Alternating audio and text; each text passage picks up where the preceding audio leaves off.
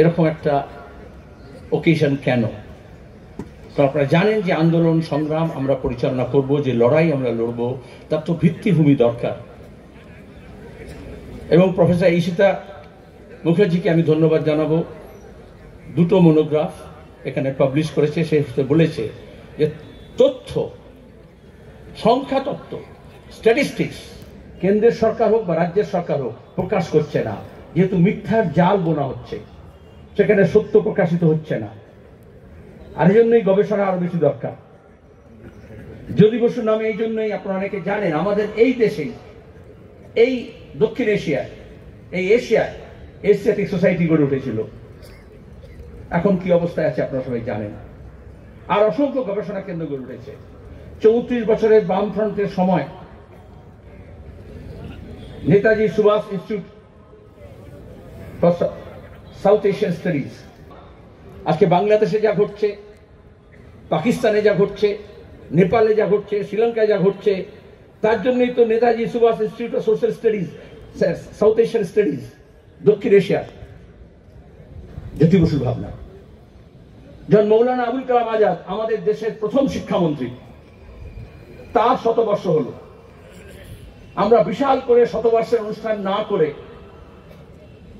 জ্যোতি বসু এবং তৎকালীন governor professor Syed Nur Hasan তাদের প্রয়াসে ভারত সরকারের উপর চাপ দিয়ে আমরা সবাই মিলে চেষ্টা করলাম, আমরা তখন সাংসদ, এই কলকাতার বুকে যাতে Maulana Abul Kalam Azad centre for central Asian studies,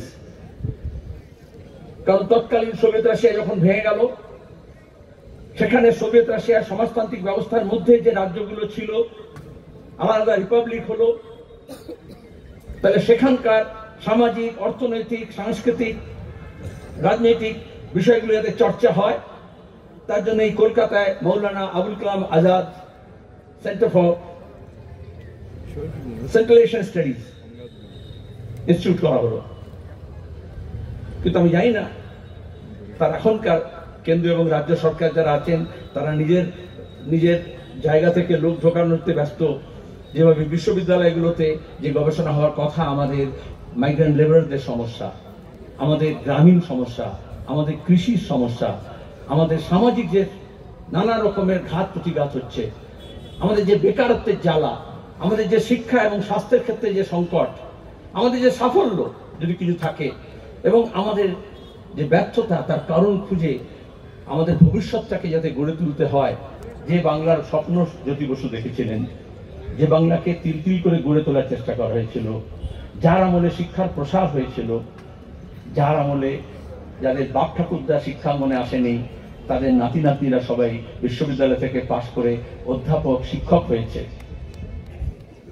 তাহলে আজকে দাঁড়িয়ে আমাদের এই গবেষণা যাতে হয়, এখানে ডক্টর জাকির হোসেনের একটা কথা মনে করবো, যখন জামিয়া মিলিয়া বিশ্ববিদ্যালয়ে উদ্বোধন হচ্ছিল তারপরে আসে, তখন ডক্টর জাকির হোসেন বলেছিলেন যে শুধু একটা বড় চকচকে, ঝাঁ চকচকে বাড়ি করে নিলেই গবেষণা শিক্ষা ভালো হবে এমন কোনো কথা নেই। আজকে যখন হাসপাতালগুলোর বড় বড় গেট আর রেলওয়ে স্টেশনগুলোকে যখন মল তৈরি করে দেওয়া হচ্ছে, তখন আমাদের এটা মনে রাখতে হবে, আসলে রেল ব্যবস্থাটা ভেঙে পড়ছে, আসলে স্বাস্থ্য ব্যবস্থাটা ভেঙে পড়ছে। তাহলে এটা তো হার্ড ইনফ্রাস্ট্রাকচার। আপনাদের সাহায্যে বিমানদা, রবীন্দ্রের, তাদের ঐকান্তিক প্রতিদিন সচেষ্ট প্রয়াসে গড়ে উঠছে। কিন্তু এই হার্ড ইনফ্রাস্ট্রাকচারের কাছে পাশাপাশি স্টাডিজ অ্যান্ড রিসার্চের জন্য আমাদের সফট ইনফ্রাস্ট্রাকচার দরকার।